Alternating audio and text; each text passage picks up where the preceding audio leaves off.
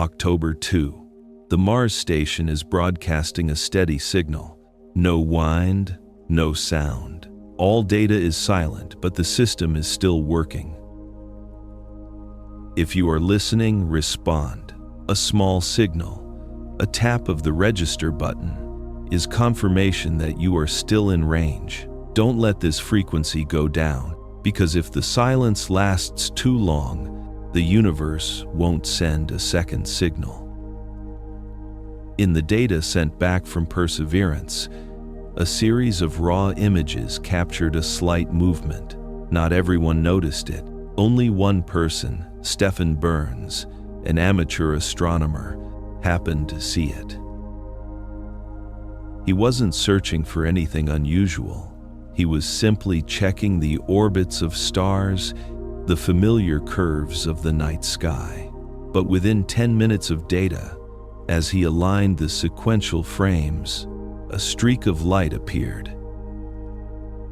It cut across the star field at an odd angle. It did not match the planet's rotation. It wasn't a cosmic ray. It wasn't image noise. When he measured its speed, it reached 60 kilometers per second, twice the orbital speed of Earth around the Sunday, faster than any object ever observed from the surface of Mars. The streak appeared only briefly. No sound, no lingering trail, just a line of light like a fine stroke across the sky. He repeated the process multiple times. The data remained the same. Each reconstruction, the object was still there, moving in the same direction, at the same velocity, and silently leaving the frame, as if it had never existed.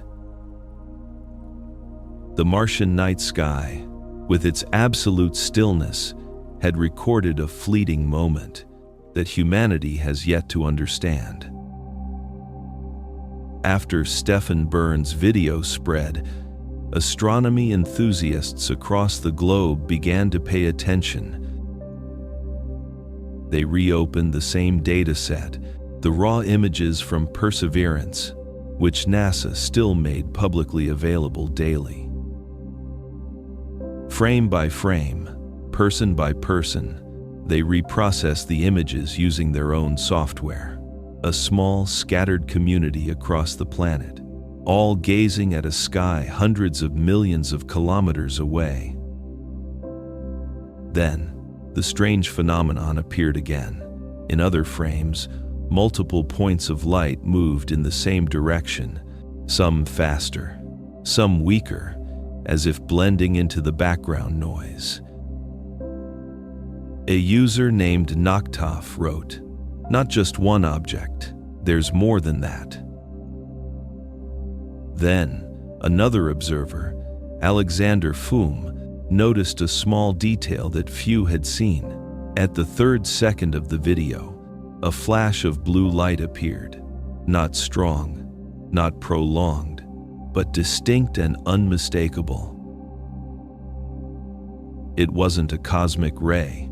It wasn't a lens artifact. It spread softly, steadily, and vanished as quickly as it appeared.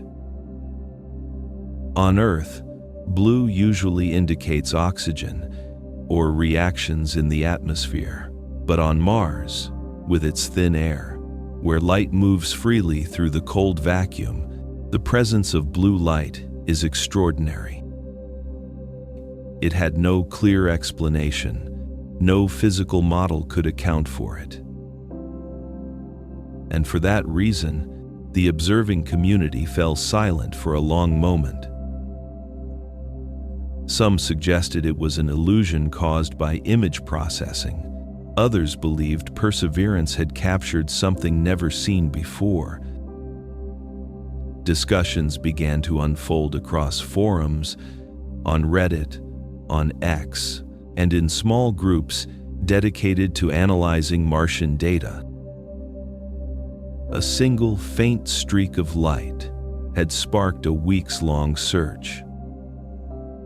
No one knew for sure what was happening, but everyone agreed on one thing: it was not normal. When an object moves too fast, the human eye cannot keep up, but Perseverance's camera can. Each frame is a tiny moment in time, and when stacked together, the motion gradually becomes visible. This technique is called stacking. It's a way to layer consecutive images to reveal movement that a single frame cannot show. In the original images, the streak of light is just a faint blur, but when combined, it forms a complete flight path, cutting across the starfield like a thin blue line.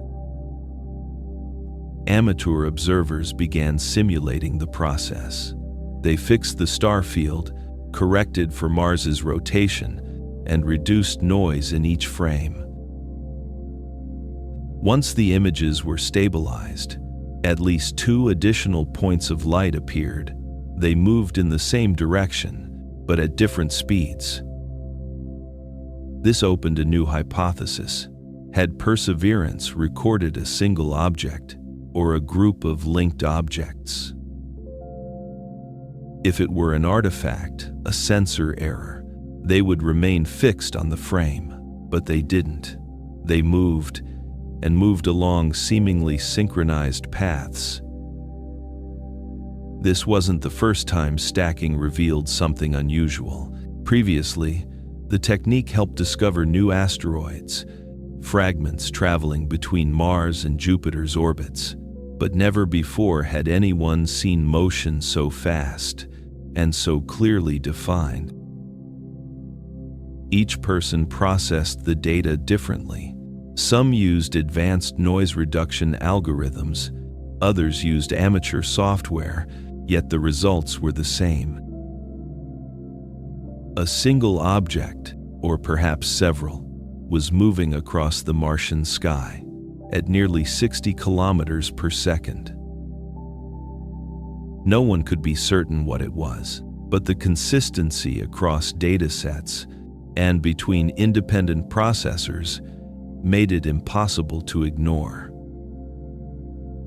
When the footage was replayed in slow motion, the streak was no longer noise. It had a clear shape, a stable trajectory, and uniform brightness across each frame.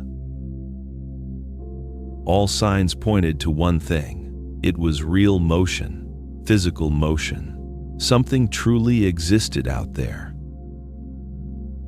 And when the community realized this, a wave of questions spread. If it's natural, why does it emit blue light? If it's artificial, who sent it, and for what purpose?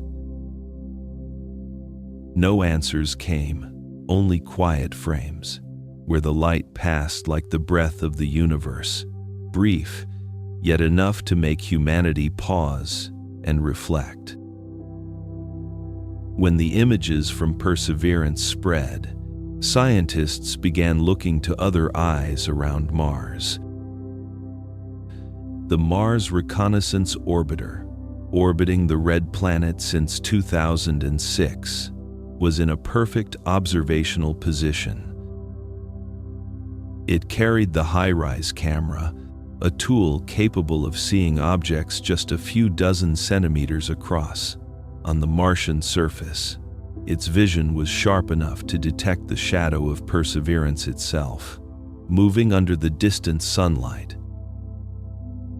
From October 2 to 3, the orbiter was programmed to aim its lens at the region where 3I Atlas was predicted to pass. Data was recorded continuously for 3 hours. No malfunctions, no technical errors, yet no images were released. NASA confirmed the observations were successful. The data was under processing. Updates would be published after analysis. A brief response, 16 words, no additional details, no images, no charts. The observing community interpreted this in 2 ways. Some believed NASA had found nothing noteworthy. Others thought perhaps they had found too much. Other spacecraft were also mobilized. Mars Express and the Trace Gas Orbiter were both tasked to monitor minor changes in the Martian atmosphere. If any object passed through, they would detect tiny chemical fluctuations in the air. Yet the official result was a single line of statement: observations ongoing. Results will be released after processing is complete. No one knew how long that would take. 1 day? 1 week? Or longer? Meanwhile, amateur observers continued searching. They compared positions, timing, and orbits. Every point of light, every shadow, was examined pixel by pixel. Gradually, hypotheses began to form. If 3I Atlas truly passed through that region, why were there no official images? Why did the Mars Reconnaissance Orbiter, the sharpest eye around Mars, not release a single frame? That question floated in space, like the object itself moving out there. The data existed, but remained silent. The public waited, yet received nothing but quiet. And in that void, those who love the cosmos looked up at the sky, wondering if, sometimes, the universe itself needs to keep secrets for itself. When NASA remained silent, the community began to speak. Across scientific forums, on Reddit, on X, and even in small, unnamed groups, space enthusiasts continued to search for data. They collected every frame, every data package publicly released by NASA, and shared them as scattered pieces of a puzzle. They noticed that, between data releases, there was a small gap. A gap of a few hours, where no images were published. No one knew why, no one had an explanation, but for the observers, that gap was enough to spark curiosity. One user wrote, "Maybe they're just processing more data." Another replied, "Or maybe they're processing something truly unusual." In the Scrate 29, hypothesis followed hypothesis. Some were scientific, some bordered on imagination, but all revolved around one point: silence does not mean emptiness. In space, silence often signals something important. A probe stops transmitting, a sensor sends no data, a communication line suddenly goes down. Such pauses always make humans stop and think. Amateur communities began reconstructing the orbit. They used old data, combined timestamps, and estimated the trajectory of 3I Atlas. Some models suggested that the object might have passed through the field of view of the Mars Reconnaissance Orbiter, exactly during the missing data period. Not a coincidence, but a perfect match. If correct, that data gap could mark the moment. The object crossed the orbiter's sight, yet no images were released. The perfect alignment was enough to turn silence into suspicion. Thus, amateur analysis groups began running simulations. They used NASA's orbital software, reconstructed Mars's position, and the orientation of each observing spacecraft. When the models were complete, the results showed, at that moment, if 3I Atlas truly passed through, every eye around Mars could have seen it. Yet no one released a single frame. The community continued to wait. Each person reposted their images, short videos, tiny streams of data, collecting them into a larger flow. not to prove NASA wrong, but simply to preserve that moment in silence. Because in the world of science, sometimes a small gap in data is the most intriguing part of the entire story. When the velocity calculations were released, a single number began to echo through every report: 60 kilometers per second. That was the average speed of 3I Atlas as it passed through Mars's orbital path. It wasn't the magnitude that startled astronomers, it was the precision. In space, velocity always shifts. Gravity, orbital tilt, and solar winds constantly distort a trajectory. No natural object holds a perfectly steady speed. But 3I Atlas did. Data showed almost no variation, even as it crossed regions of different gravitational density. That meant it wasn't simply falling through space. It was navigating. When orbital models were rebuilt, its path appeared razor straight, accurate to within a fraction of a degree. In celestial mechanics, a deviation that small can mean thousands of kilometers of difference. Yet here, the error margin was nearly zero. Another anomaly emerged. Typical comets accelerate as they near the sun and decelerate when moving away, their paths twisted by gravity's pull. 3I Atlas showed none of that. Its motion stayed constant, as if immune to every force around it. If it were a drifting block of ice, it should melt, drift, and bend to Kepler's laws. The data refused to agree. Some observers began using the phrase anomalous stability. Others chose a bolder word: controlled. Control implied something greater, a mechanism, or perhaps intent. While most comets curve in long ellipses, 3I Atlas followed a nearly linear route, deviating by less than 1/1000th of a degree. No natural object should be able to maintain such a course through the chaos of a stellar system, unless it had been programmed to do so. On Earth, scientists ran simulation after simulation. Every physical model failed. No equation could reproduce a trajectory so straight and so stable at once. Private meetings began.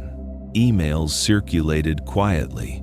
One physicist wrote, "We see no error. This object moves as if it knows where it's going."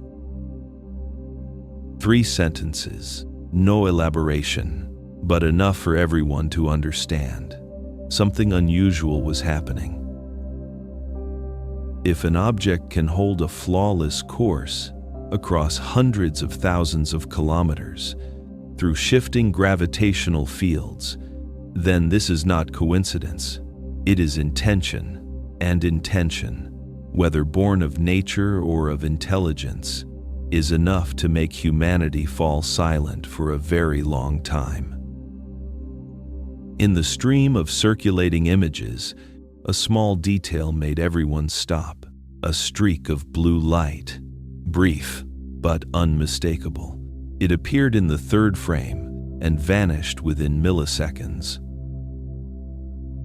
No noise artifact, no ground reflection, no reason for it to exist. In other datasets, the streak did not return. It appeared once, only once, like a quiet reminder hidden among millions of pixels. On Earth, blue light often emerges when oxygen is excited high in the atmosphere, or when plasma releases energy at a precise frequency. But Mars is different. No strong auroras, no thick ozone, no clear chemical reason for that color. Amateur observers measured its intensity. It wasn't bright, barely 1/10 the luminosity of background stars. yet its energy curve was smooth, steady, as if the signal had purpose. If it were natural, it should scatter randomly, but the blue light traveled straight.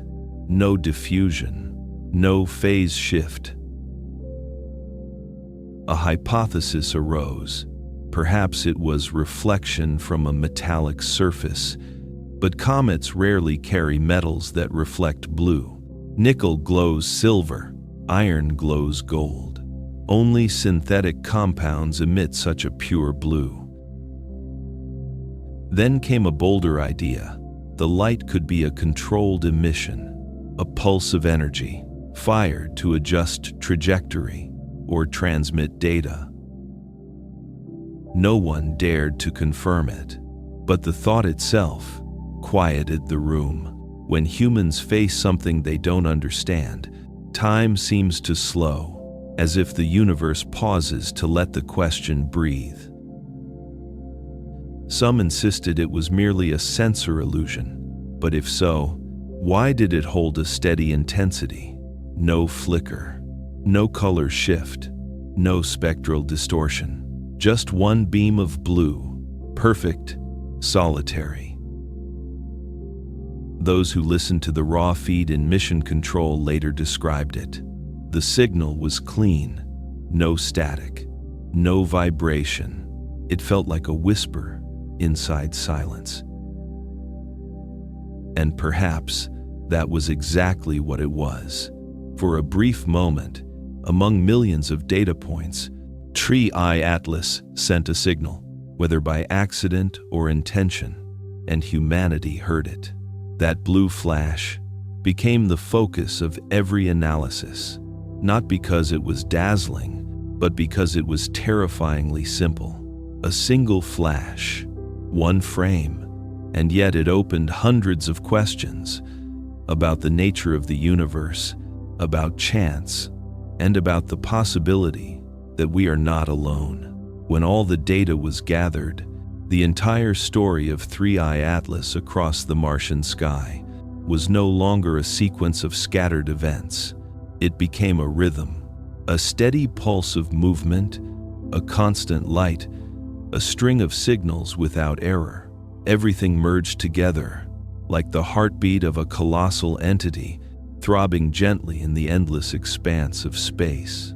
The narrator's voice, when slowed long enough, carried the same frequency, a steady beat amid the data, amid doubt, and amid silence. Each frame, from perseverance, each velocity measurement, each tiny streak of light, was a note in that silent symphony. No clamor, no drama, just orderly flow. Humans often seek sound in the universe, but sometimes the universe responds only with silence.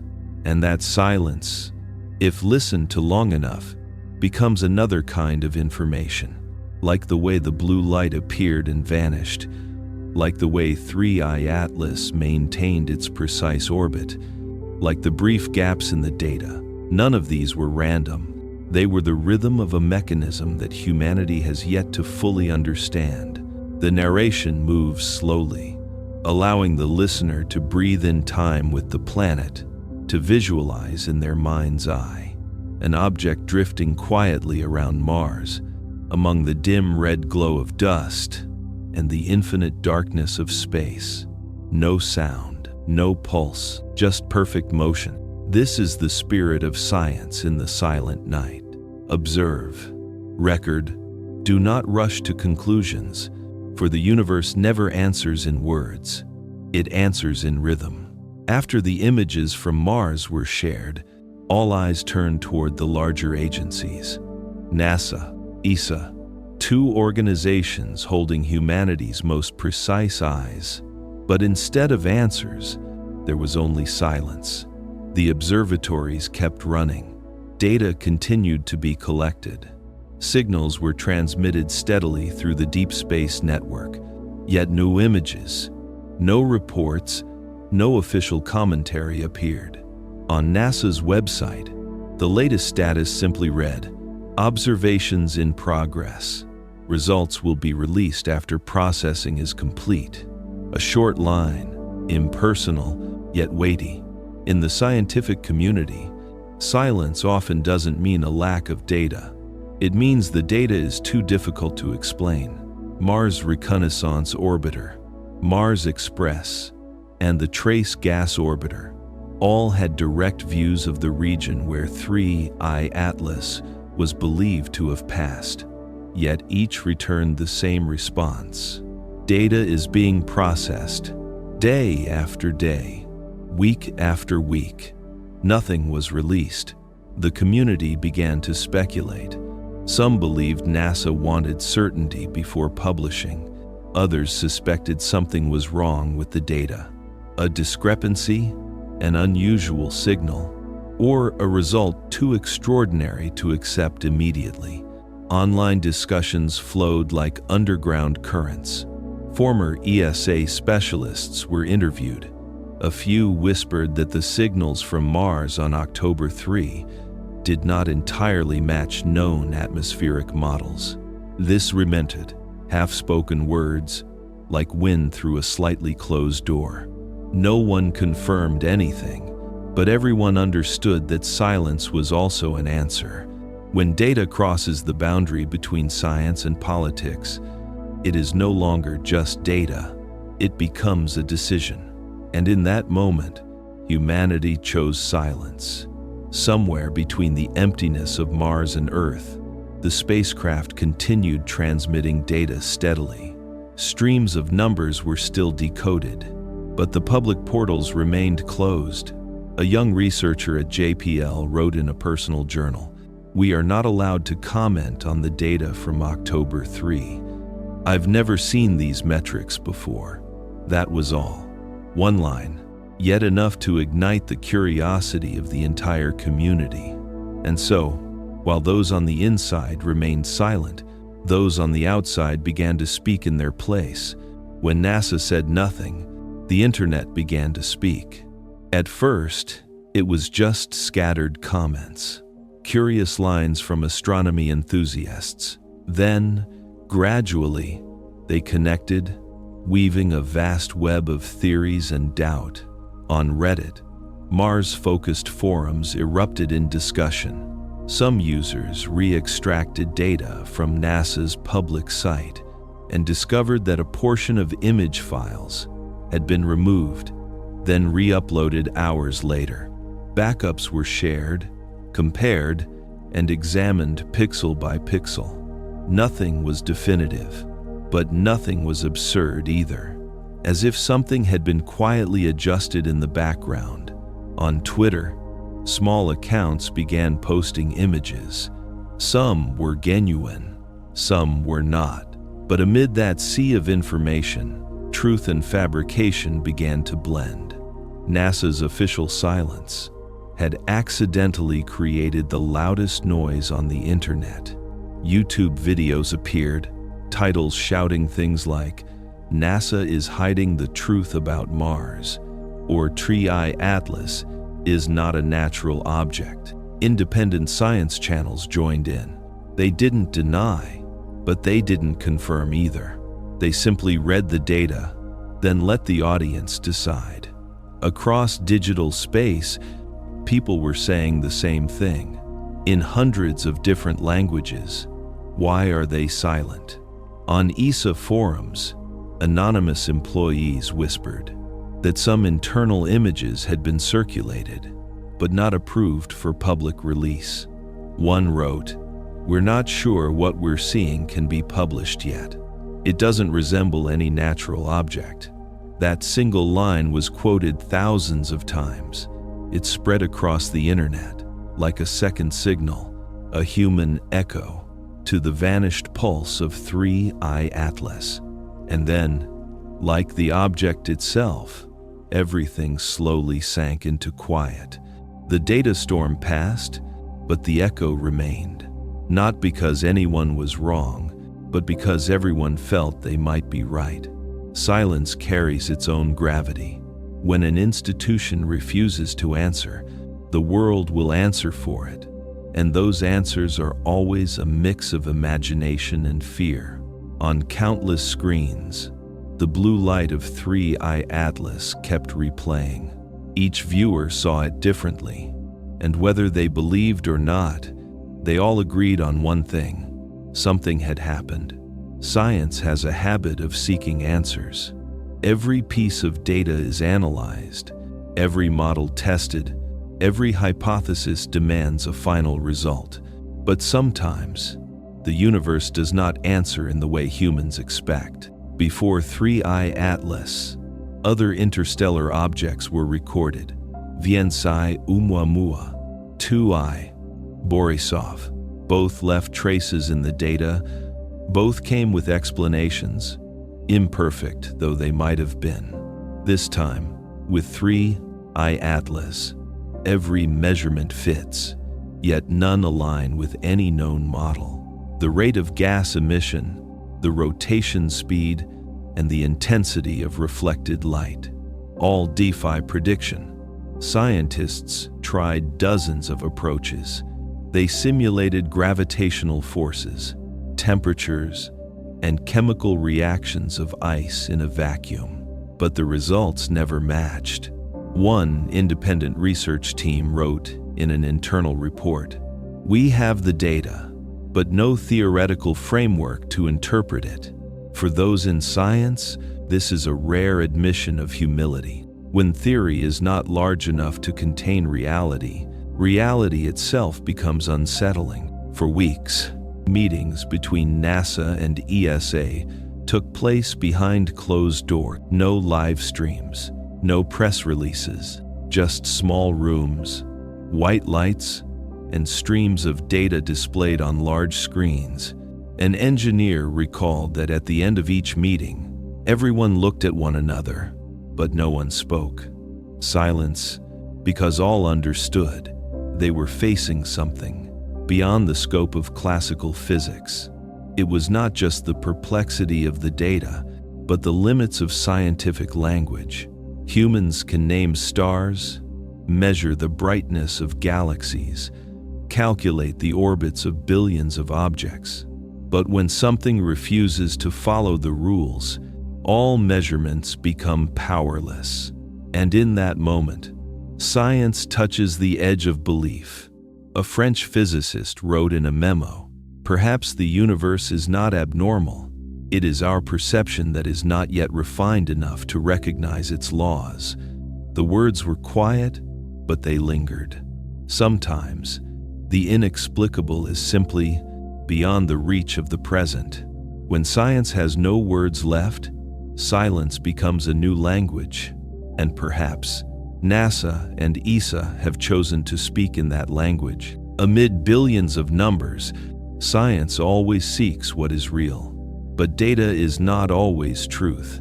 It is a record of a moment created by instruments, by humans, and by the limits of the way we observe. 3I Atlas became the perfect example of this. The data was clear, but the meaning was hazy. Scientists had everything in hand: velocity, light spectra, and orbit. Yet no one dared to conclude. In closed meetings, they reviewed emission graphs, the colored bands showing the energy emitted by the object. Everything made sense, but matched none of the comets previously recorded. No thermal cycles, no evaporation phases, no signs of melting or sublimating matter. The data was not wrong. It was just right in a way we did not yet understand. One ESA scientist whispered during a private discussion, "We see something real, but we don't know what to call it. It mating down, it menwan." When scientific language falls short, people begin to remain silent. That silence is not concealment, but caution. In an era of networks and misinformation, a hasty conclusion can destroy credibility built over decades. So they chose to wait. Wait for more data. Wait for more time. Wait for a new understanding. But while science waits, the internet does not. Stories, theories, and beliefs spread faster than any radio signal. The truth remained in the data, but the data was behind a locked door. The gap between what humans know and what humans are allowed to say became the darkest zone of the affair. Perhaps NASA and ESA were not hiding anything. Perhaps they simply had not found the words to explain. For in the world of science, the most frightening thing is not being wrong, but not being confident enough to be right. And in the world of humanity, silence is always taken as concealment. And at that boundary, where data touches truth, science became more fragile than ever. Humans have always feared silence. In laboratories, at observatories, or amidst the black void of space, we always long for some sound to hold on to. A signal, a number, a clear piece of evidence. But the universe does not operate that way. Sometimes, it simply does not speak, just to see if we are patient enough to listen. With 3i Atlas, the silence did not come only from NASA or ESA. It came from the object itself, a source of light moving steadily, a perfect orbit, a pulse emitted like clockwork. No oscillations, no errors, no extraneous signals. If it were a natural object, it would have to change with temperature, emit gas when exposed to sunlight, or wobble when forces became unbalanced. But 3i Atlas did not. It chose absolute silence. No radio transmissions, no radar reflections, no disturbances beyond its faint light. Just an object drifting quietly with a precision that was unsettling. And that very silence made it seem more aware, as if the universe were whispering something, but at a frequency humans have not yet learned to hear. Some philosophers of science call this the language of silence, a form of communication without waves, without words, only through the patterns of existence itself. And if one looks closely, 3i Atlas was speaking exactly in that way. It maintained a steady velocity, kept its light constant, held its trajectory true, a perfectly repeating structure, like a sentence encoded in its very physical behavior. Perhaps NASA's silence was not only political, but also a sign of respect for something beyond human language. When it cannot be explained, they chose to preserve the rhythm, not to break the quiet that the universe was holding, and perhaps that was the wisest choice. For sometimes, the most sacred thing in science is not a statement, but a deliberate silence, much like astronauts describe space. No sound, yet a presence. No vibration, yet a pulse. The universe does not need a voice to teach humanity. It only needs silence vast enough for humans to hear themselves. Amid the dense stream of data captured by NASA's deep space receivers, there was a detail almost everyone overlooked. At Sendinsischarfen, AM, Martian time, every signal from the monitored region dimmed at once. Not a full cutoff, just a soft fading, as if someone had turned down the volume of the universe.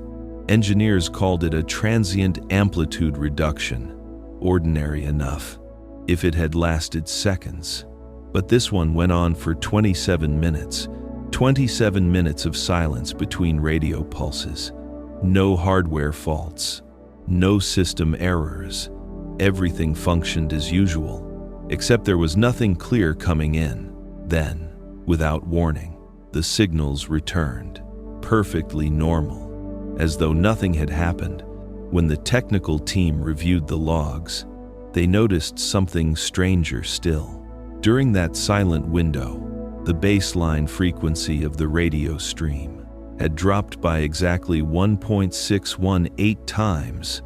The golden ratio, not approximate, not random, so precise that keyboards stopped clattering across the control room. If it were noise, it wouldn't be that exact. If it were natural, the probability of such a ratio was nearly zero. A veteran engineer at the Deep Space Network Control Center wrote quietly in his personal log. No one wants to say it aloud, but we all saw the same thing. Afterward, the dataset was sealed for internal review. NASA released only a terse technical summary, noting that there had been a temporary increase in noise levels during signal acquisition. A clinically perfect sentence, and completely empty.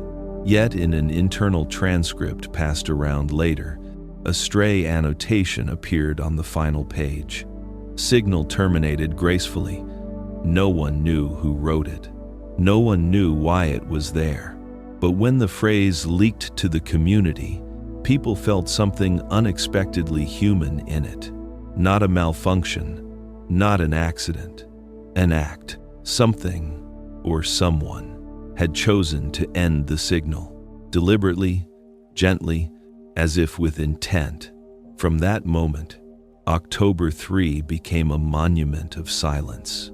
No one could say exactly what happened, but those who had seen the data remembered the feeling.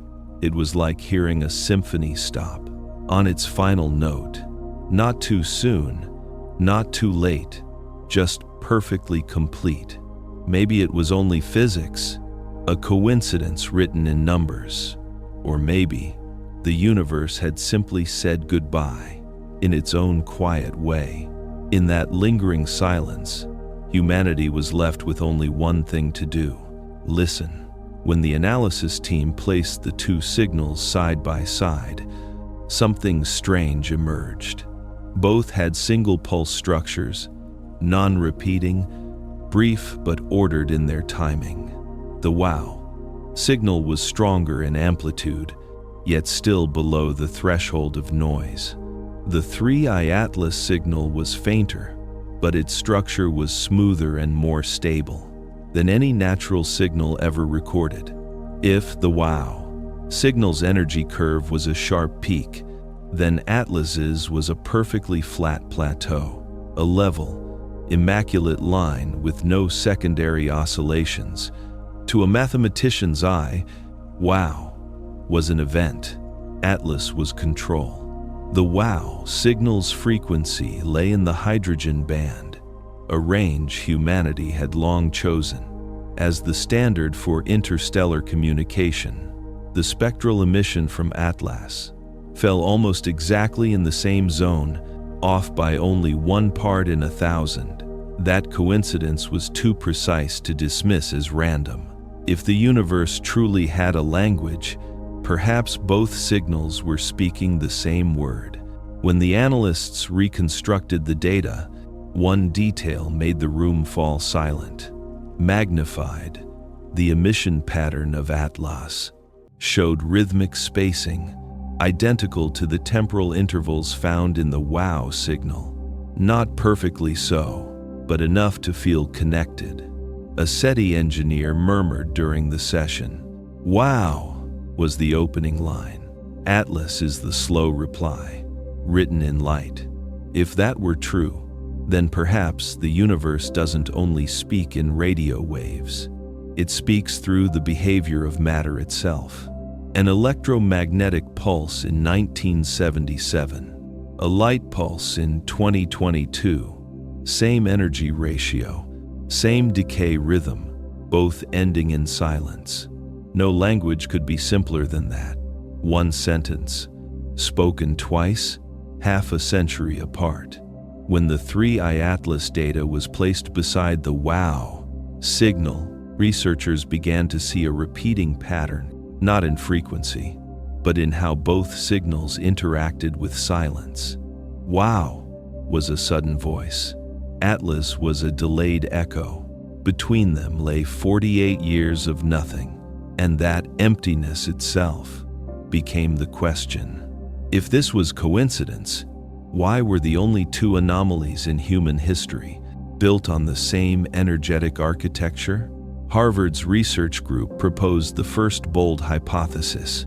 They suggested that 3I Atlas might be an energy-modulated object, programmed to respond to an older radio transmission. In their model, WOW was the primer, Atlas the delayed reply, not through radio, but through motion itself. A physical response, not an electronic one. It sounded like science fiction, yet the data refused to dismiss it. Atlas's trajectory was not only precise, but oriented almost directly opposite the region from which the WOW signal had been detected in 1977. Two straight lines, meaningless in isolation, intersected in interstellar space, at a point aligned with the sun's gravitational center. If that was coincidence, it was a mathematically perfect one. An astrophysicist at Caltech wrote, "We may be witnessing a form of nonverbal communication, something nature itself never uses." Temporal modeling of the two events showed the light travel interval, matching almost exactly the 48-year gap between WOW and Atlas.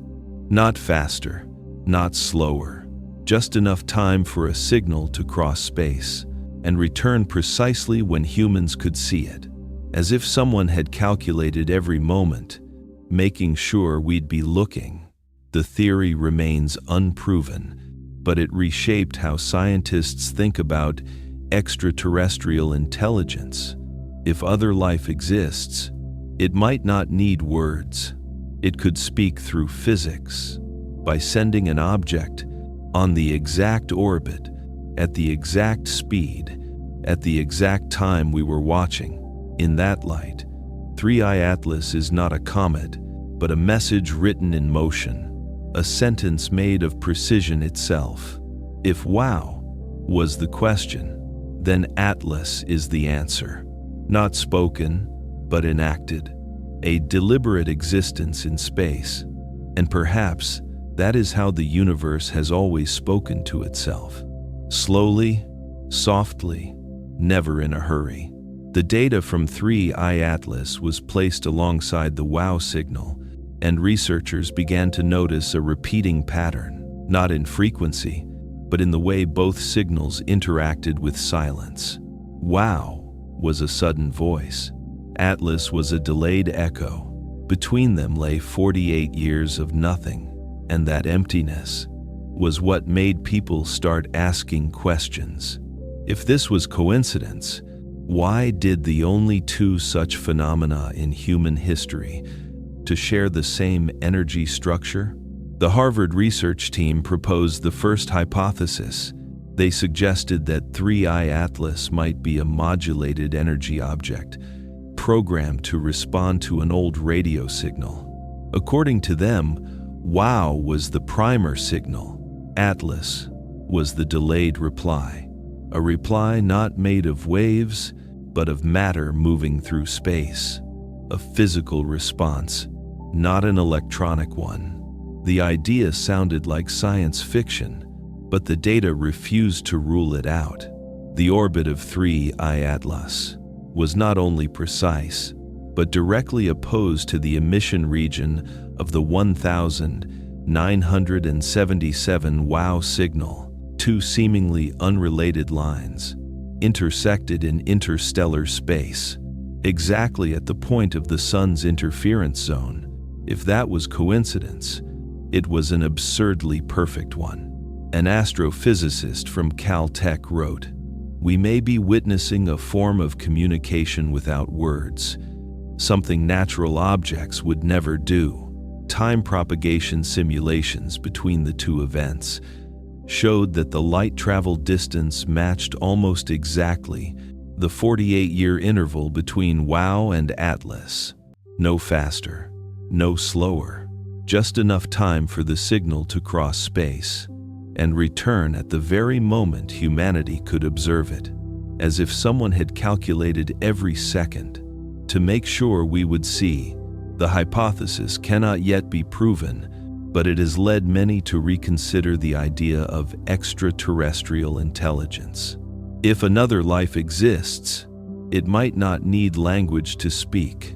It could speak through physics, by sending an object on the right orbit, at the right speed, at the precise moment we were looking up. 3I Atlas, under that hypothesis, was not a comet, but an orbital message, a sentence written in motion. If wow was the question, then Atlas was the answer. A reply not in words, but in deliberate existence. And perhaps that is how the universe has always spoken to itself. Slowly, gently, and never in haste. After the first analyses were released, the world began to pay attention. Not through academic reports, but through headlines. Simple, emotional, and impossible to ignore. Has the wow signal been answered? 3I Atlas. A message from the past. NASA remains silent. The media did what science would not. Ask questions with emotion. People, long accustomed to news about comets, asteroids, or spacecraft, felt something different this time. The story of 3I Atlas was no longer an astronomical phenomenon.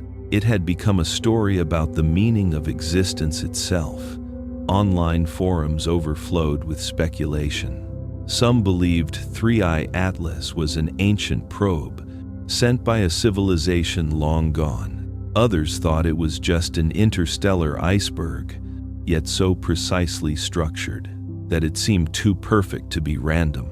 Independent science channels began uploading videos, simulations of the greenish light, orbit maps reconstructed frame by frame, slow ambient music, low voices, all merging into a mood that felt half real, half dream.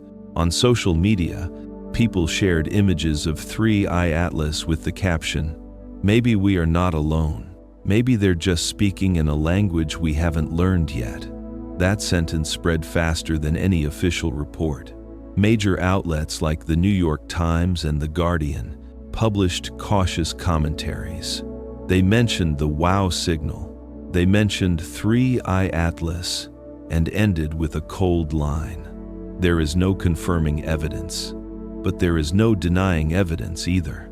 In popular culture, 3I Atlas became a symbol of the open question, a mystery without resolution, and precisely because of that, profoundly captivating, young creators began simulating the signal, remixing music from sequences inspired by wow, while artists transformed raw data into visual art, painting 3I Atlas as the cold eye of the universe.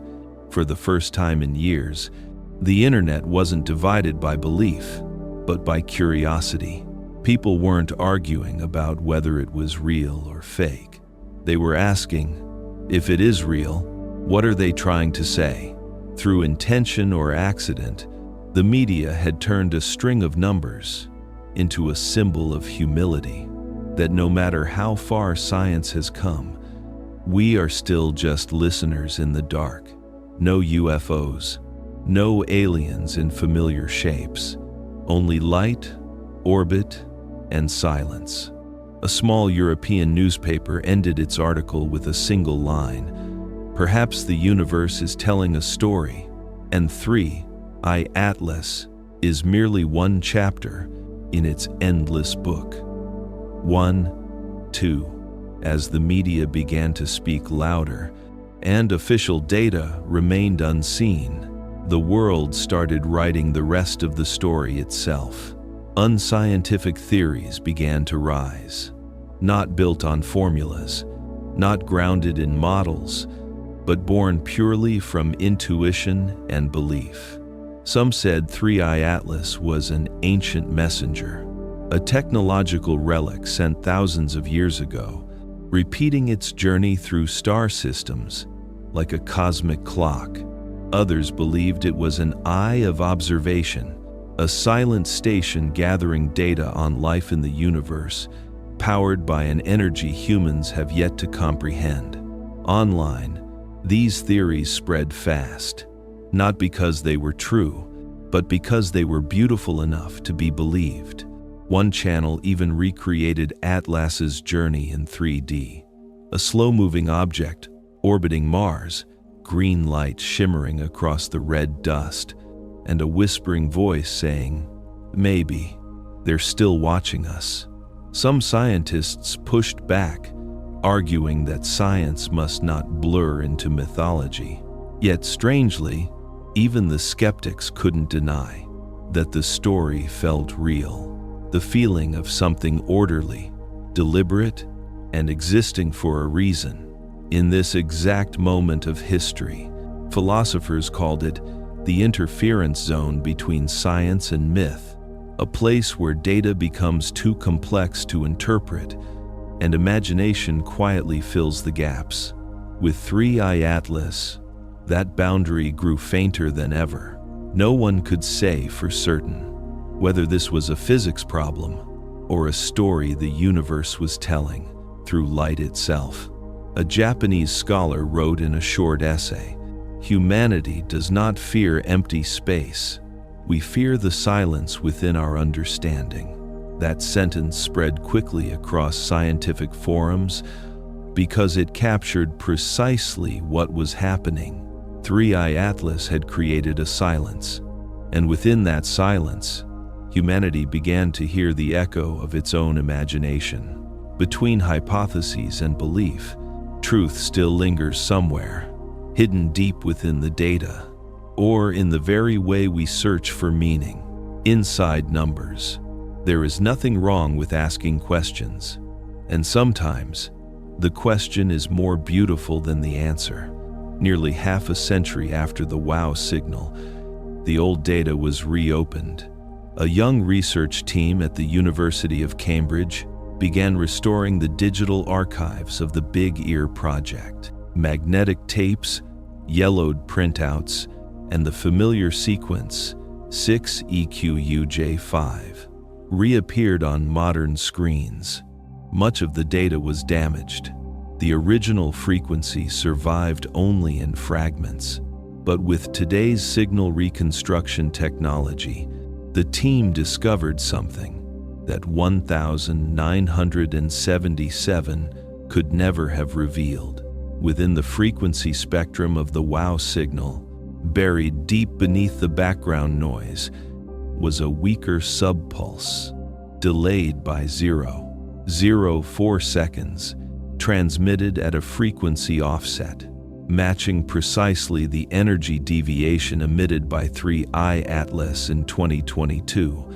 A perfect numerical alignment, not a simulation, not an inference, a real data string, forgotten for 48 years. A young physicist named Eleanor Wells wrote in her notes, "I can't be sure what it means, but it feels like a signature, a sentence left unfinished. That is on no one-to-one industries, and the love it adowned, this mother and given." The WOW signal, once thought to be solitary, now seemed to contain the shadow of a hidden pattern. Not exactly a message, but a structure with rhythm. That led many to imagine that the universe might not speak in single words, but in long temporal cycles. Perhaps the 1977 signal was only the opening phrase, and 3I Atlas was the continuation. Two notes of the same cosmic symphony, played half a century apart, in two different forms of energy, one in radio waves, one in light. At the SETI Institute, scientists began re-examining all archival data, searching for faint pulses, anomalies once dismissed as technical noise. The results revealed three other weak signals, sharing the same frequency offset, as WOW and Atlas. All occurred within the last 50 years. They were faint, uneven, but carried the same spectral signature. One researcher whispered, "Maybe the universe has been speaking for half a century. We just didn't know it was its voice." And for once, elated with cries. When the report was released, The scientific community split in two, one half skeptical, the other silent. No one denied the finding, but no one wanted to believe that the universe might remember. Because if that were true, everything humanity has ever observed would be just a fragment of a vast communication system where light and radio are sentences. In a language that unfolds over centuries, the data from 1977 had returned, not to give an answer, but to revive the question Jerry Eman once scribbled in his notes. If someone is speaking, why only once? Now, nearly 50 years later, that question has gained another beat, but still no reply. And perhaps that is the nature of the universe itself. It speaks rarely, but every time it does, humanity listens for a lifetime. The data from WOW and 3I Atlas no longer stand apart. When layered together, they begin to reveal an underlying order. Physicists call it a non-random repeating structure, a chain of signals separated by decades, yet obeying the same principles: the golden ratio, energy periodicity, and a soft, deliberate closure.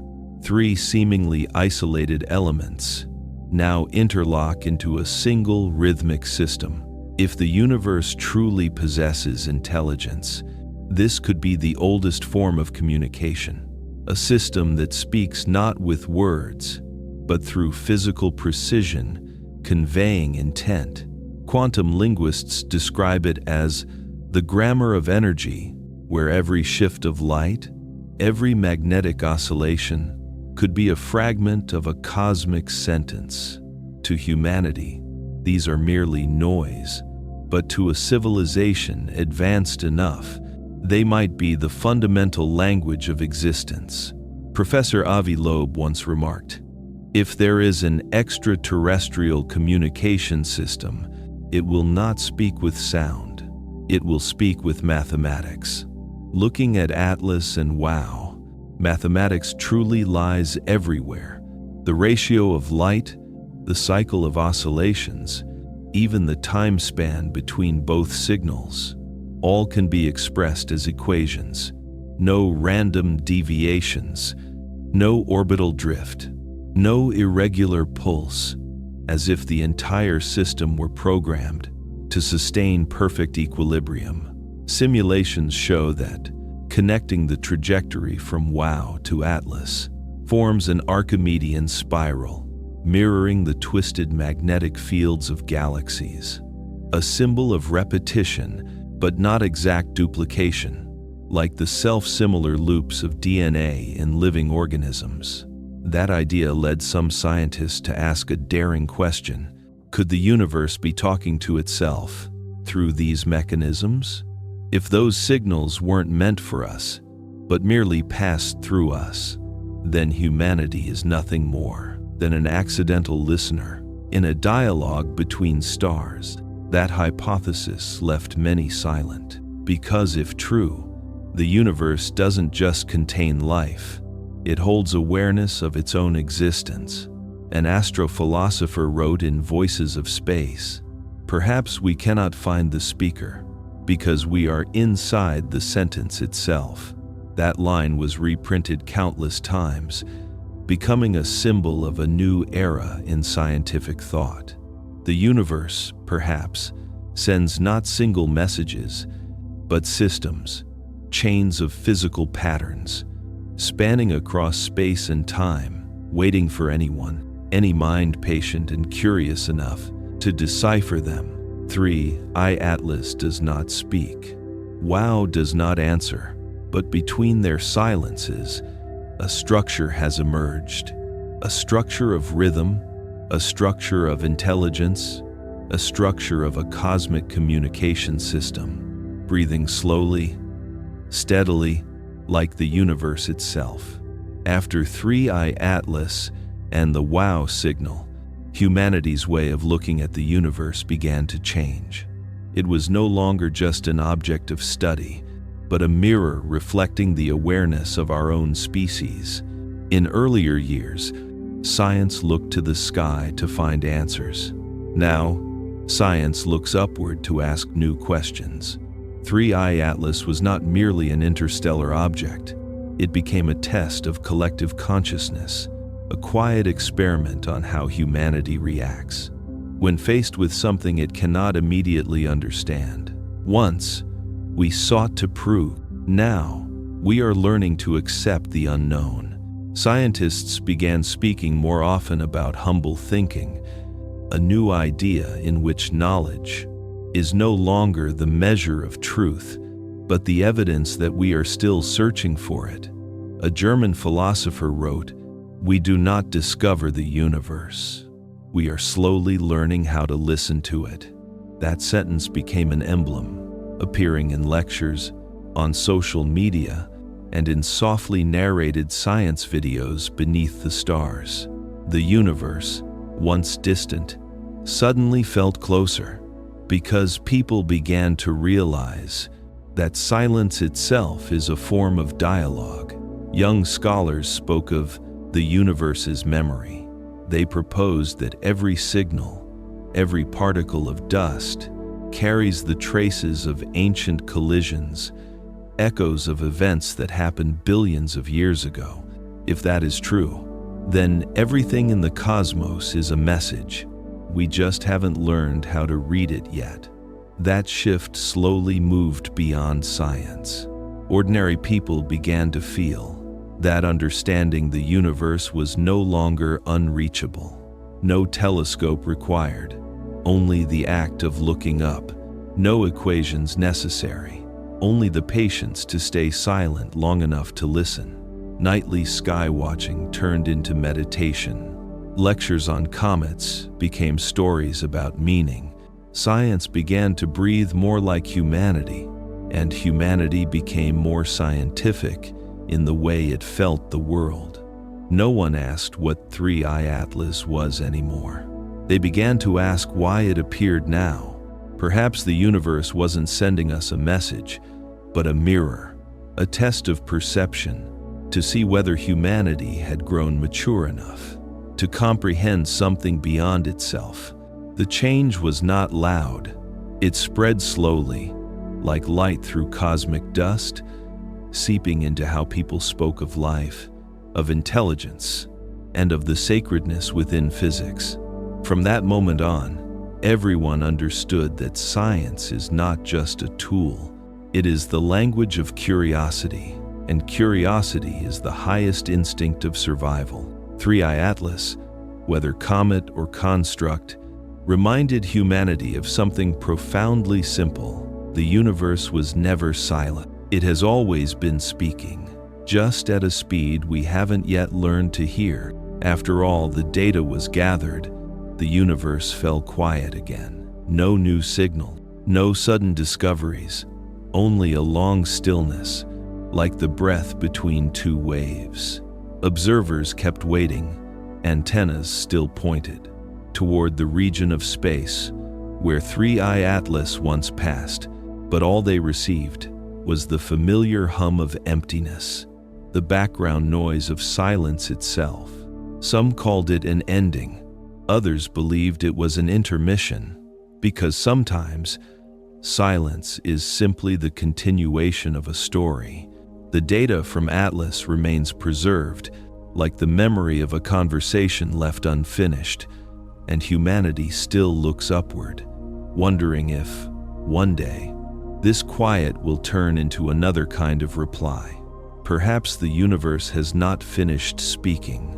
Perhaps it is only taking a breath before beginning the next chapter. Every great scientific story begins with a small anomaly. In the case of 3I Atlas, that anomaly emerged from a spectral chart, a band of energy that matched no known comet ever recorded. As the object passed through Mars's orbital region, the James Webb Space Telescope detected reflected light at a wavelength of 7.8 microns, a range typically used to determine the concentration of heavy metals on celestial surfaces.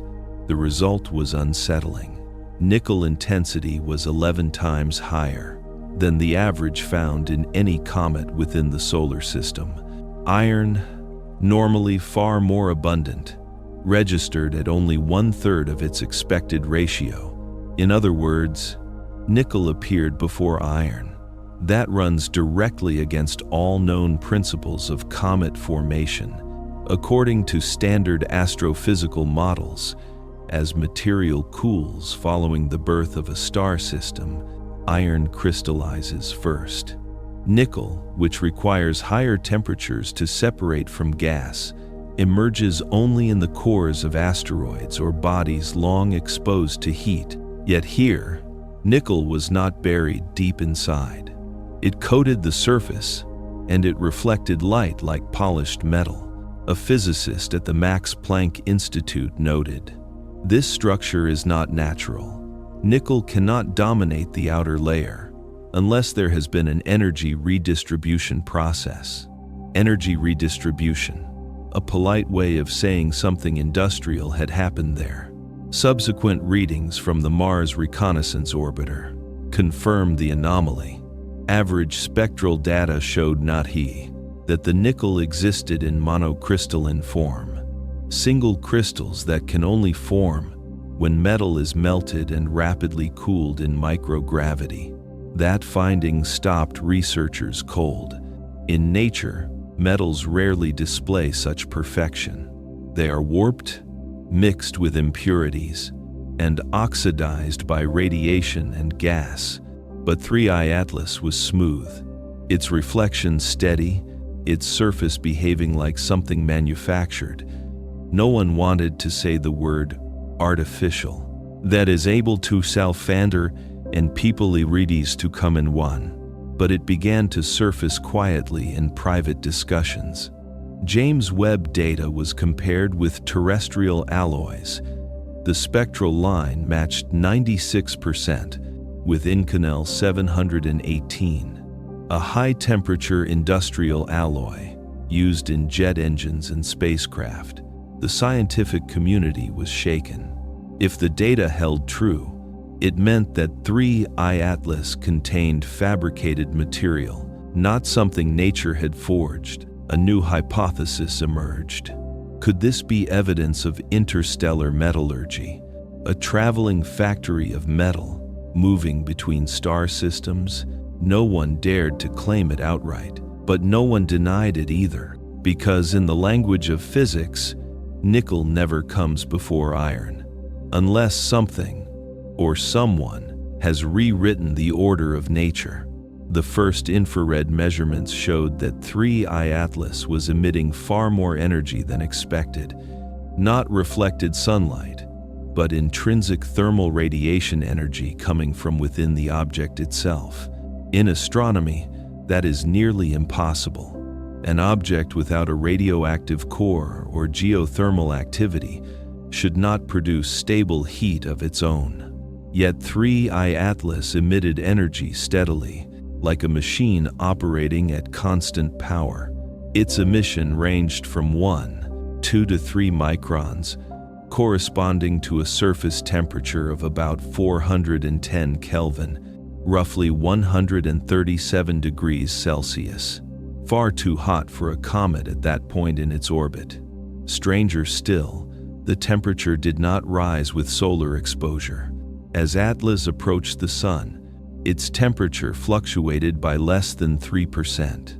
That meant the object was regulating its own energy. Space energy specialists began to speculate.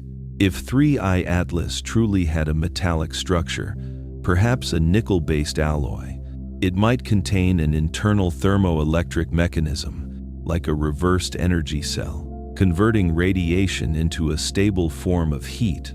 Some proposed a massive electromagnetic induction effect. As the object moved through the magnetic fields of Mars and the Sun, it could generate induced currents, strong enough to maintain uniform temperature. But that phenomenon usually creates uneven thermal waves, while 3I Atlas remained perfectly stable, like a sealed metallurgical reactor. Spectral data revealed tiny periodic fluctuations occurring every 19 seconds, a kind of internal rhythm resembling the controlled pulse of an energy-regulating system. A 19-second rhythm does not exist in any cometary model. No natural mechanical process produces such precise frequency. It evoked the image of a system operating under deliberate control. A quantum mechanics specialist in Tokyo wrote, "It feels as if it's melting its own outer layer, then constantly rebuilding its surface." That line, though poetic, was reflected in the actual data. Nickel emission levels changed slowly, as though being processed, separated from compounds, then recrystallized. If that is true, 3I Atlas was performing a form of chemical industrial process in zero gravity, a mobile factory, a space reactor powered by starlight. NASA made no public comment. Only a brief internal note circulated. Emission exceeds baseline. Unknown mechanism. Awaiting ESA confirmation. 1 is node. ESA remained silent too. But European telescopes continued to observe, and in every subsequent record, nickel intensity stayed constant, neither decreasing nor increasing, as if the process was running smoothly, without any external power source. Scientists dubbed the phenomenon the cosmic cold reactor effect, a metaphor because it wasn't truly cold.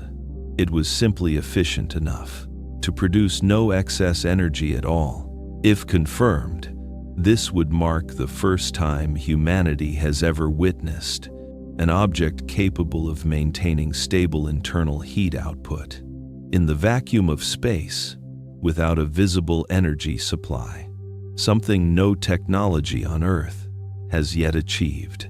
The first measurements forced scientists to search for explanations within nature itself. They simulated every possible scenario: chemical reactions, magnetic interference, electromagnetic resonance, thermal fluctuations in vacuum. None of them fit. Some groups proposed that nickel was reacting with Martian CO2 to generate heat, but the surface of 3I Atlas was far too pure, no trace of oxidation. Others suggested the influence of the sun's magnetic field, yet the heat remained perfectly stable, something natural induction could never achieve. All lines of inquiry led to the same conclusion. Current physical models were insufficient to explain it. One researcher called it intentional nature, a phrase suggesting that the laws of physics still hold, but on a higher level, they appear to be guided. 3I Atlas did not behave like a comet. It operated like a system, stable, precise, and almost aware of its own function. The event forced the scientific world to admit that the universe might be governed by principles humanity has only begun to glimpse. If it is natural, then nature has learned to organize itself. And if it is not, we may be witnessing the first work of an ancient intelligence, hidden in the form of physics itself. The first near-orbital images from the Mars Reconnaissance Orbiter revealed that the surface of 3I Atlas resembled no celestial body ever recorded. Instead of the dark dust or rocky crust typical of comets, it reflected light evenly like polished metal. Spectroscopic readings showed a constant reflectivity between 0.8 and 1 micron, a range characteristic of refined alloys rather than naturally oxidized matter. The reflectance did not vary with the angle of sunlight, implying atomic-level uniformity across its surface. No pores, no fractured crystals, only smooth, flat spectral bands, signatures of machined material. Subsequent analysis revealed that the nickel-to-iron ratio of 3I Atlas closely matched that of Inconel, a heat-resistant alloy used in jet engines and spacecraft.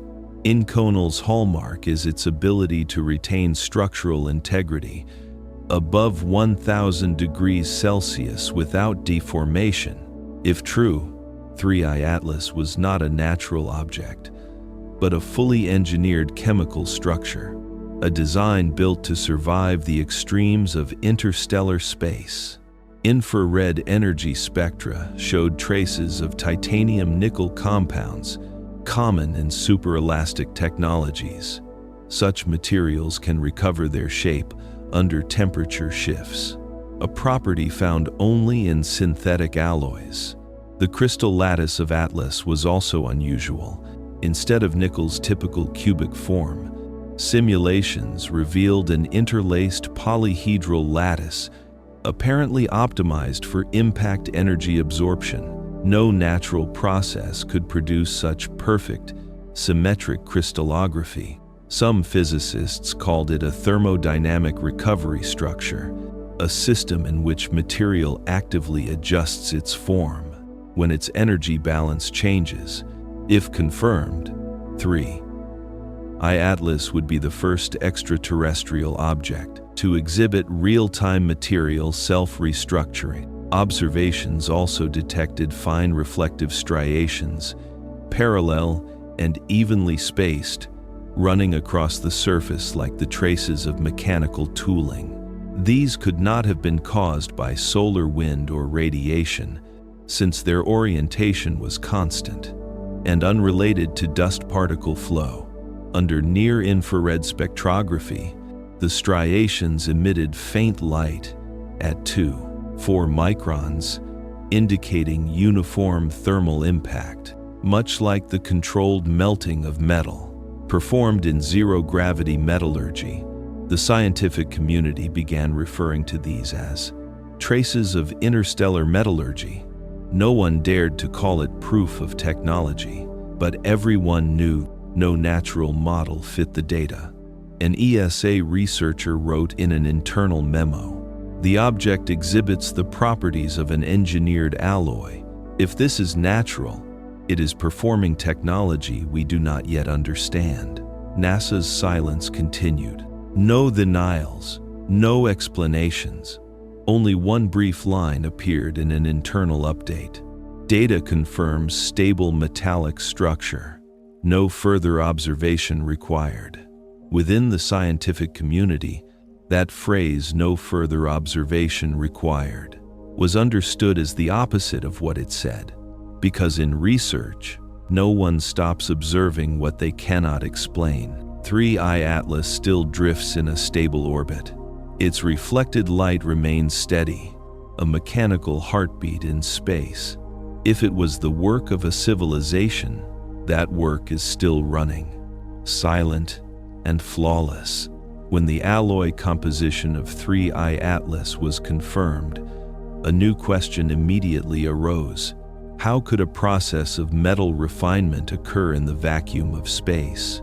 On Earth, metallurgy requires high-pressure environments, gravity to separate layers, and a fixed surface to control cooling direction. 3I Atlas had none of those. It operated in vacuum, no convection, no foundation, and heat spreading only through radiation. Yet the results showed that nickel had been refined to an extraordinary level of purity, arranged in a flawless crystalline structure. That led researchers to a remarkable possibility: a self-stabilizing zero-gravity reactor. In such an environment, impurities could be expelled through inertia. When molten metal spins at high velocity, heavier atoms drift outward, while lighter ones collect toward the center, a mechanism known as centrifugal atomic separation. If 3I Atlas could maintain a steady rotational speed for long durations, this process would be entirely feasible. But what baffled scientists was that both its temperature and rotation remained perfectly stable. No oscillations, no drift. As if governed by a precise control algorithm. ESA simulations later suggested that the object might be drawing power through cosmic electromagnetic induction, harvesting energy from variations in magnetic fields. as it traveled between orbital zones. Each time it passed through a strong magnetic region, energy would be absorbed and converted into induced current, generating self-heating. That would make 3I Atlas a self-charging reactor, sustained by the very fabric of space around it. But if magnetic induction were the only mechanism, its temperature would fluctuate with each rotation. Here, everything was impossibly steady. Some researchers proposed the use of a super thermal regulator, an alloy capable of instant energy redistribution across its surface. On Earth, humanity has only managed to create laboratory samples, a few centimeters wide. 3I Atlas spans hundreds of meters. If true, it is operating a complete functional version of a technology that does not yet exist on our planet. The final and most controversial hypothesis was self-organizing matter.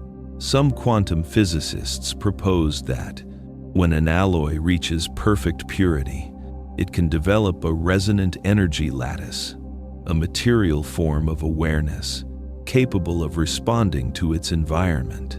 In other words, the object might be refining itself. That idea sounds philosophical, yet the periodic thermal oscillations in the data have resisted every other explanation. By some unknown principle, 3I Atlas functions as a self-sustaining metallurgical workshop in space. No pipes, no fuel supply, no gravity, only rotation, temperature, and precision. If this is technology, it lies far beyond the limits of human engineering. And if it is natural, then nature itself has learned to restructure its own matter through a process we can only describe as perfect. The spectral bands collected from 3I Atlas began to tell a different story, one not only of light, but of technology. In spectroscopy, each element carries its own signature, bright and dark lines, the barcodes of the universe. When telescopes combined their datasets, analysts noticed something strange. Between the nickel and iron bands, 3 parallel sublines appeared, spaced precisely 0.013 microns apart. No natural element produces such a pattern, but that spacing is characteristic of alloys refined in induction plasma furnaces, a metallurgical technology that humanity has only mastered within the last few decades. When this information circulated internally, European materials laboratories attempted to replicate the pattern using Inconel samples. The result was almost identical. Only a slight deviation appeared at the energy boundary, suggesting that the extraterrestrial alloy possessed a purity beyond Earth's industrial standards. That meant 3I Atlas had undergone deliberate thermal treatment. There was no longer doubt that someone or something had heated, melted, and recrystallized its surface. NASA analysts labeled the phenomenon thermal harmonics, the harmonization of heat. When energy flows evenly through a structure, metal does not crack, does not generate fault masses, but transforms into a self-regulating layer. That is the hallmark of self-sustaining material, a concept that, until now, existed only in advanced theoretical physics. Another detail deepened the mystery. The brightest reflective zones on 3I Atlas produced light spectra oscillating every 2.7 seconds, as if the entire object were breathing with a rhythmic pulse of energy. Researchers called it low-frequency industrial oscillation, a phenomenon that occurs only in systems where energy and heat are continuously regulated. No comet could do that. A lump of ice or rock cannot generate its own energy rhythm, but 3I Atlas did, sustaining that 7-second cycle for hundreds of hours, without drifting by even 1,000th of a second. That precision led many to accept a new hypothesis. 3. I-Atlas is not a constructed object, it is an operating one. ESA's reports recorded steady variations in nickel's luminous intensity, mirroring the controlled feedback of an ongoing production process at the atomic scale. One scientist described it succinctly: "We are watching a metal factory work slowly, in the vacuum of space, and mined out, and undown, mined out, and down." If true, this would not just be evidence of metallurgy beyond Earth. It would be evidence of technology capable of maintaining order within a disorderly universe. An object that can regulate its energy, refine its own alloys, and restructure itself without external power. That is not a phenomenon. That is a function. When the spectral light samples of 3I-Atlas were compared against industrial material databases, the results left the scientific community stunned. The readings didn't just match alloys like Inconel or titanium nickel. They aligned, detail for detail, with materials used in jet engines, space shuttles, and reactor cores. Some parameters even exceeded all known engineering limits. In a laboratory in Pasadena, a NASA engineer attempted to replicate the Atlas alloy using a plasma furnace. The crystal lattice formed successfully, but retained only 62% of the original's energy stability. The remaining structure broke down as it cooled. This meant the object had achieved a perfect cooling process in vacuum, something no metallurgical system on Earth has ever recreated. Spectral reflections from Atlas's surface revealed an ultra-fine coating.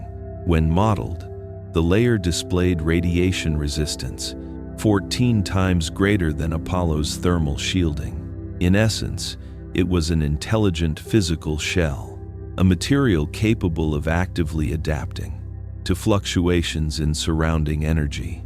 At the atomic level, Atlas's crystal network showed a dynamic equilibrium grid, a structure once theorized for self-organizing matter, materials that could rearrange themselves to preserve internal stability. Scientists began referring to it as higher-order matter, not merely existing, but behaving. These findings blurred the boundary between physical science and intelligent technology. If Atlas is natural, then nature has learned to create materials that learn. If it is artificial, its maker understands physics centuries beyond human comprehension. Comparative reports concluded that 3I-Atlas possesses a metal purity 4 times higher than any industrial sample on Earth. Its light reflectivity remains 99.97% stable under extreme radiation. No oxidation, no thermal wear, no mechanical deformation. All signs point to a single truth, whether born of nature or intelligence. 3I-Atlas contains metallurgy at a cosmic scale. A physicist summarized it quietly in an internal report. We're no longer comparing to understand what it is. We're comparing to see how far behind we still are. 3I-Atlas has forced humanity to reconsider what matter truly is, and how nature itself might be the engineer of its own design. From spectral data, from light, from the mirrored veins of metal, everything points to one truth. This object no longer obeys the boundaries of classical physics. It operates according to the logic of a system, not of chance. At the atomic level, Atlas exhibits perfect energy control, a stability once thought possible only in artificial laboratories. Yet here it exists, suspended in the void, with no hand to guide it, and nothing to hold it in balance. Science calls it a phenomenon, but in the language of understanding, it is cosmic technology. If nature is intelligent enough, it may have learned to turn energy into structure, and structure into memory. Every nickel atom, every alloyed layer on its surface, could be storing information about things far beyond human comprehension. When the final data was analyzed, every research team reached the same quiet conclusion: the limits of physics as we know them are only the temporary limits of perception. 3. Atlas is not just an object. It is a lesson, a reminder that in the universe, physics and technology are not opposites, but two faces of the same principle: the evolution of order. And perhaps, somewhere out there, systems like Atlas are still operating, still refining metals, still constructing, still maintaining the balance between energy and form, not for survival, but as proof that the universe too is capable of creation marked by intelligence. When physics reaches perfection, it ceases to be science. It becomes technology. And when technology transcends intention, it returns to nature. That is the closed circle 3 Atlas has drawn. A small object, yet one that opens a door to realization that everything around us, light, metal, energy, may carry a purpose we have not yet learned to name. The 3rd of October 2022. The Pan-STARRS telescope in Hawaii recorded a thin streak of light extending in front of 3I Atlas, not behind it, as with every known comet.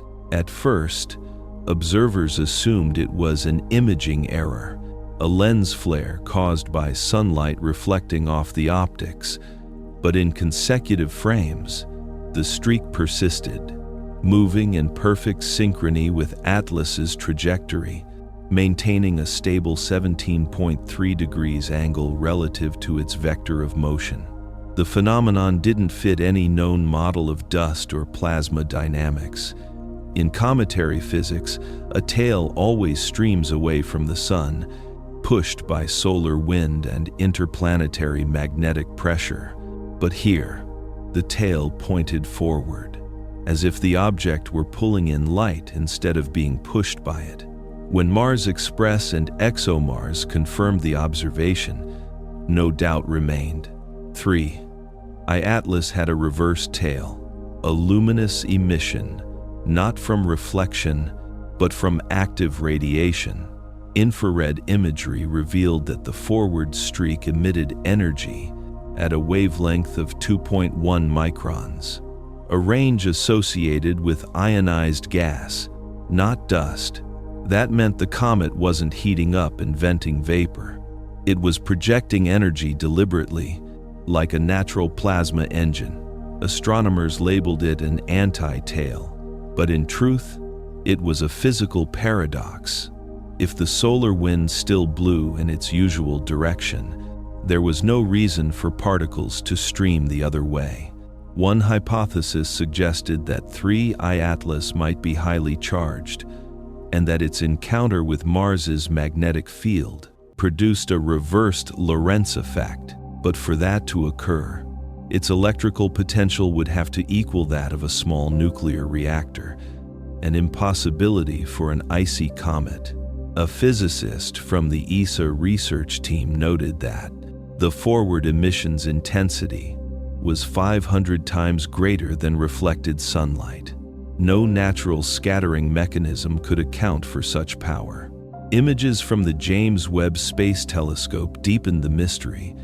In the infrared spectrum, the luminous streak ahead of Atlas displayed harmonic oscillations every 12 minutes, the precise rhythm of an energy system in operation. The cycle didn't match orbital motion, nor any known solar plasma wave pattern. In the silence of space, 3I Atlas pulsed to its own rhythm, glowing against its trajectory, its light fading gradually, as if powering down by intent. When the data was compiled, NASA did not publish it immediately. A short statement was released, saying only, "Optical phenomenon under review. Additional data required for verification." But independent astronomers were faster. The raw images spread online, and the anti-tail phenomenon rippled across the global scientific network. What had once been considered impossible became visible proof that 3I Atlas does not obey classical physics. In the darkness of the cosmos, it shone, not to be seen, but as if it were sending a signal. In the long history of comet observation, the phenomenon of a reverse tail has appeared only a handful of times, and almost always ambiguously. Records from the 19th century mention comets with a light streak ahead, but at the time, such accounts were dismissed as optical illusions, artifacts of atmospheric refraction tricking the human eye. In the 20th century, a few comets, Arend, Lulin, and P 1999J6, were briefly suspected of having forward tails as well. Yet their spectroscopic data were too weak, and astronomers quickly ruled the phenomenon out, concluding it was merely a geometric illusion, a trick of three-dimensional perspective from Earth's viewpoint. But 3I Atlas shattered all such doubts. This was no illusion. It was a real physical event. The luminous streak ahead of it was not reflected sunlight. It was emitted energy, stable and measurable over hours of continuous observation. That placed 3I Atlas in a category of its own, the first confirmed object in modern astronomy to possess an active forward tail, independent of solar radiation or direction. Data from the James Webb Space Telescope showed that Atlas's forward emission contained weakly ionized plasma, with no trace of dust or sublimating ice. That eliminated the standard evaporation model entirely. Instead, the light originated from within the object's core, radiating outward, opposite its trajectory. Plasma physicists realized that this could only occur if the object were emitting charged particles under the influence of an opposing electromagnetic field, a process strikingly similar to ion propulsion, the same principle used by human spacecraft. An ESA researcher summarized it bluntly: "The tail of Atlas isn't a tail, it's a thrust plume." 10. One was siled and others swore.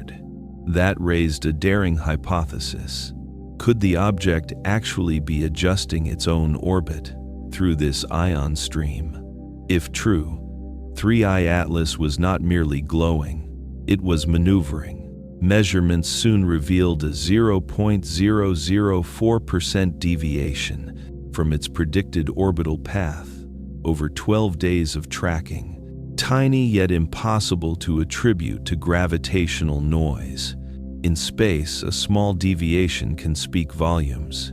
For 3I Atlas, it implied a mechanism that nature alone could not produce. Its anti-tail became the center of global debate. Some claimed it was evidence of active energy control, while others clung to the conservative view, a rare but natural plasma reflection. But as more data poured in, the distinction grew unmistakable. The tail did not fade like scattered dust. It brightened, then dimmed again, in a perfectly timed rhythm, like a programmed cycle. Astronomers began to see it clearly. Once again, Atlas behaved like a system, not a comet. And at that moment, the question was no longer why is the tail reversed, but rather, what could make it shine with such perfect rhythm? When the world's telescopes synchronized their gaze on 3I Atlas, the spectra they captured made every research team fall silent. The light streaming from the object's forward plume did not resemble any known form of reflection.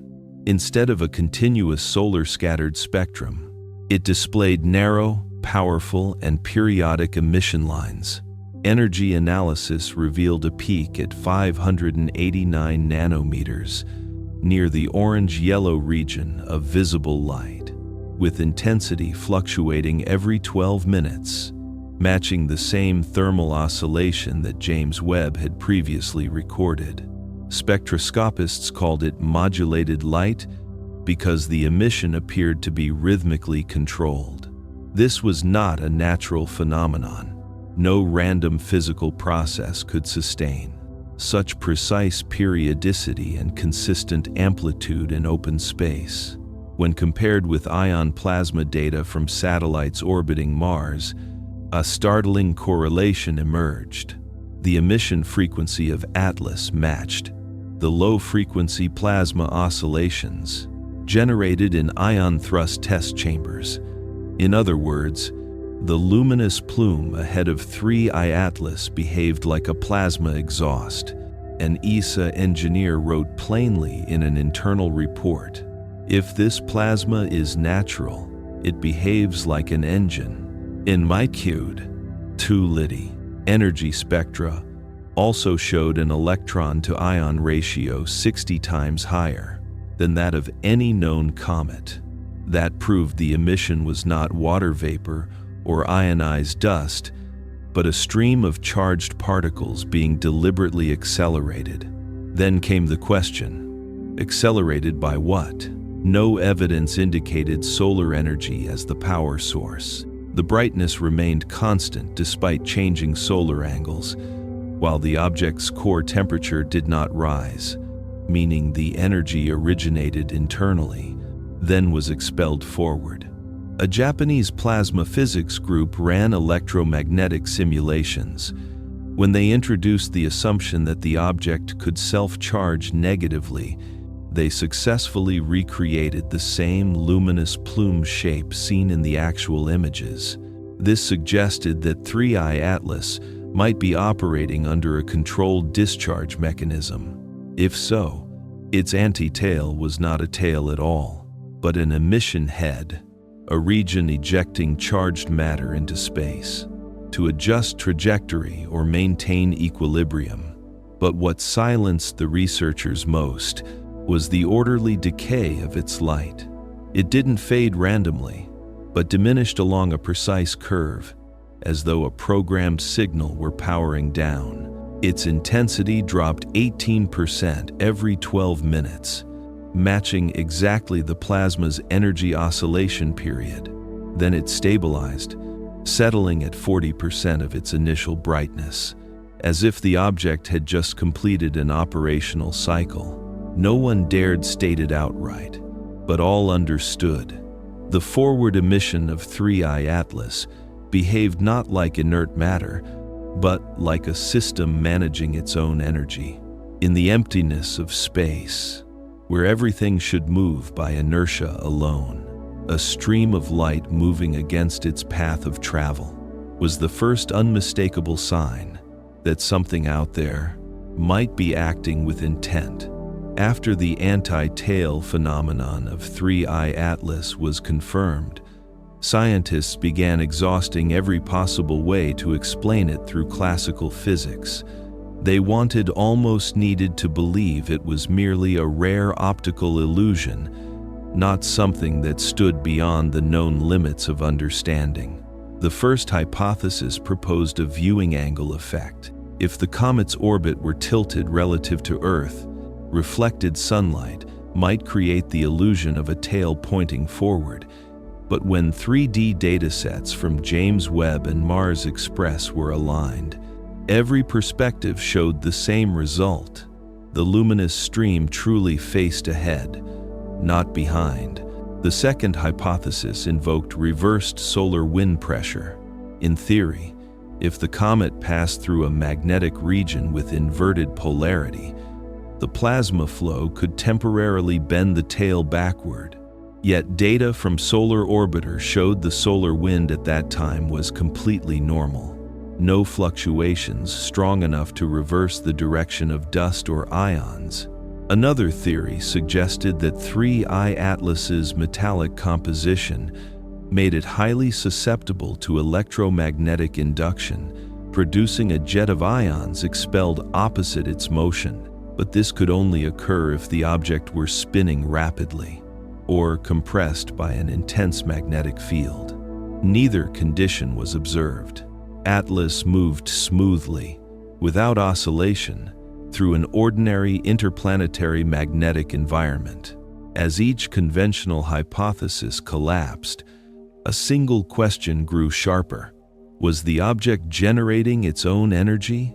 Some plasma physicists speculated that the anti-tail could be an active plasma jet, a controlled discharge from the object's core.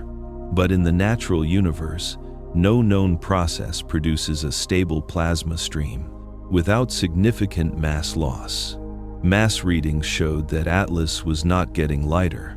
No dust, no debris, only light. That violated the principle of energy conservation, at least under the models humanity currently understands. There was no external source, no sign of matter converting into energy. When every natural model failed, many research teams chose silence, because if the anti-tail truly was an active energy flow, then 3I Atlas was functioning as a system, not drifting as an inert body. A researcher at Caltech said quietly during a closed meeting, "We're watching a mechanism that knows how to respond. Nature doesn't respond, it simply exists." That line spread quickly, turning 3I Atlas from a peculiar comet into the center of the greatest scientific debate of the decade. When physics no longer fit, humanity was forced to admit the possibility that it might be observing an entirely new mode of operation, a domain where energy is directed and light becomes the language of structure. From that moment, anti-tail was no longer the term used. It became known as the directional emission line, a deliberate stream of light bearing the unmistakable signature of a technology written in the physics of the cosmos itself. When every traditional physical hypothesis failed, researchers turned toward the frontier of cosmic electromagnetism, a realm where the laws of energy and light can intertwine in ways few had ever imagined. Spectroscopic telescope data revealed that the forward plume of 3I Atlas was polarized radiation, not ordinary scattered sunlight, but directional light, the signature of emission, shaped by a powerful electromagnetic field. The first electromagnetic hypothesis proposed that 3I Atlas might be a massive charged metallic body. As it passed through Mars's fluctuating magnetic domain, induced currents could have formed, producing a luminous front, the crest of a plasma storm. But what defied logic was its persistence. The light didn't flare and vanish. It held steady for hours, then faded with mathematical precision, its decay curve identical to an engineered modulation sequence. A research group in Kyoto proposed an even bolder model. 3I Atlas could be functioning as a gigantic capacitor, storing energy as it traversed the sun's magnetic field, then releasing it in a controlled discharge, opposite its trajectory. The same principle as a feedback electromagnetic drive. If true, the anti-tail was not a byproduct, but a functional behavior, a deliberate act of charge balancing or course correction.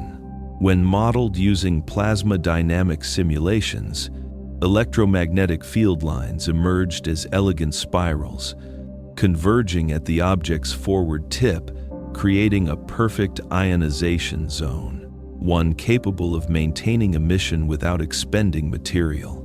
In laboratory physics, no natural object has ever displayed this capability. An icy comet cannot sustain that level of charge density. A metallic asteroid cannot emit periodic plasma with such precision. Thus, scientists began referring to the phenomenon as active luminescence, light not born of reflection or heat, but from a process that self-triggers and self-regulates its own energy. A plasma physicist at ESA described it in his private notes. The light of Atlas doesn't diffuse like other comets. It focuses. It aligns. It moves with intent. as though the object were pointing the way for itself. And to bien, and both at binet. If that hypothesis holds, then 3I Atlas possesses a self-sustaining electromagnetic mechanism, a continuous loop of charge and discharge, a pulse of energy echoing like a heartbeat in the dark.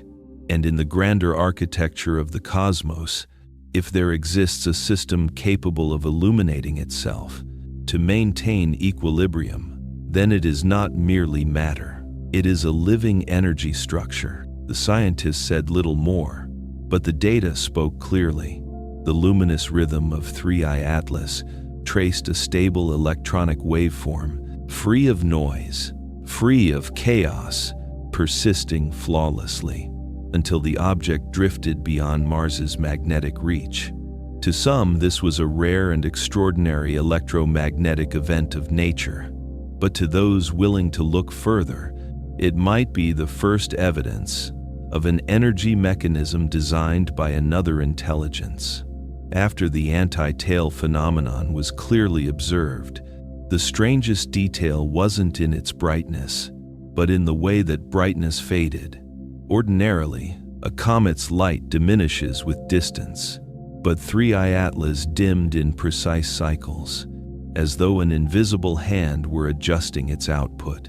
Data from the James Webb Space Telescope showed that its luminosity dropped 20% every 12 minutes, then stabilized, then repeated. No random interference, no thermal fluctuations, just a rhythm, steady, mechanical, exact. Some plasma physicists suggested it might be a form of self-regulated discharge, a natural release of energy as the object's electric potential built up and reset. But that explanation works only for small bodies. Atlas, spanning hundreds of meters, would require a feedback system to sustain such consistent timing, something nature has never demonstrated. When the energy data were plotted over time, the curve followed an exponential decay, identical to the power-down signature of electronic systems. It wasn't fading from depletion. It appeared to be turning itself off. ESA recorded that the final drop in luminosity occurred precisely as the object exited Mars's magnetic field. After that, the light vanished completely. No afterglow, no residual radiation, only a dark silhouette gliding quietly through its orbit. A scientist wrote in a brief report, "If this is natural, then it knows when to stop." The orderly dimming led many to believe that 3I Atlas was operating under an energy cycle, a process calibrated to the minute, as though light itself was not a byproduct, but the language of a mechanism. When the light disappeared, the data remained, numbers that spoke not merely of a fading glow, but of the unmistakable presence of a system regulating its own existence. As images of 3I Atlas's reverse tail spread across the world, the major research institutions remained almost completely silent. NASA issued only a single line, "Data under verification." ESA offered no comment, and SETI, the very organization dedicated to searching for intelligent signals beyond Earth, fell utterly quiet. Meanwhile, the independent scientific community erupted with energy. Amateur astronomers shared images, analyzing the orientation of the light and the rhythm of its fading. Every conclusion pointed in the same direction.